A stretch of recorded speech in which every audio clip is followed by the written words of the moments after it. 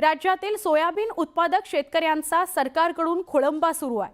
Soybean खरेदीला मुदतवाढ मिळत नाहीये, त्यामुळे राज्यातील शेतकऱ्यांचा सोयाबीन पडू नये। एकट्या धाराशिव जिल्ह्यातच 12,000 नोंदणीकृत शेतकरी अजूनही सोयाबीन खरेदीच्या प्रतीक्षेत आहेत। शासनाने आधारभूत किंमत खरेदी केंद्र बंद करून 11 दिवसांचा कालावधी झालाय। आता शेतकऱ्यांचा संयम सुटू लागलाय।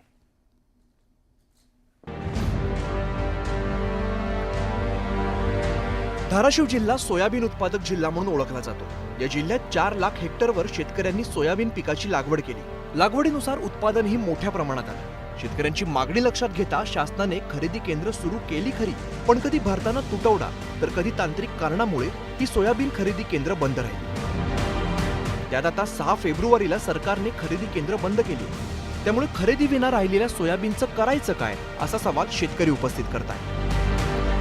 साठवणुकीची जागा नाही, दर घसरतोय, परिणामी नुकसान वाढतंय। राहिलेल्या सोयाबीनचं नक्की करायचं काय? नोंदणी करूनही शेतकऱ्यांच्या सोयाबीनची खरेदी का थांबवली? 11 दिवस झाले तरी शासन निर्णय का घेत नाही? शेतकऱ्यांना वेठीच का धरलं जात आहे? असे अनेक सवाल शेतकऱ्यांकडून उपस्थित केले जातात। शासनानं तात्काळ कारवाई करत खरेदी केंद्र सुरू केली नाही तर सोयाबीन सरकारी कार्यालयात आणून टाकण्याचा इशारा शेतकऱ्यांनी दिला। तर सरकारनं खरेदी केंद्र चालू करावं, अन्यथा आम्हाला सोयाबीन सरकारच्या दारात नेऊन टाकावं लागेल। किती दिवस झालं सोयाबीन घरात आहे? पहिल्यापासून जुने 2-3 वर्षापासून सोयाबीन घरात आहे। यावर्षी नोंदणी करून बी नाही? नोंदणी करून बी काय फायदा नाही। वारंवार टाळटाळ होत आहे। बारदाण्याचे सांगते ती, ह्याचे सांगते ती।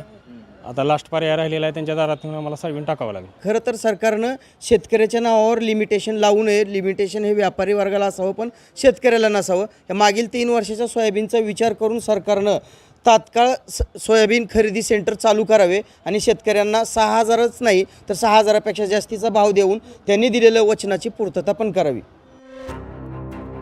धाराशिव जिल्ह्यात नाफेड आणि इतर माध्यमातून जवळपास 49,000 शेतकऱ्यांनी नोंदणी केली आहे, पण त्यातील केवळ 35 ते 37,000च्या जवळपासच शेतकऱ्यांचं सोयाबीन खरेदी केलं गेलंय। अजूनही 12,000 शेतकऱ्यांचं सोयाबीन पडू नये। खरेदी केंद्रांवर 4,892चा भाव मिळत असल्याने शासकीय खरेदी केंद्रांवर सोयाबीन विकणं परवडतंय। पण आता खरेदी केंद्रच बंद झाल्यामुळे शेतकऱ्यांना क्विंटल मागे 900 रुपयांचा फटका बसतोय।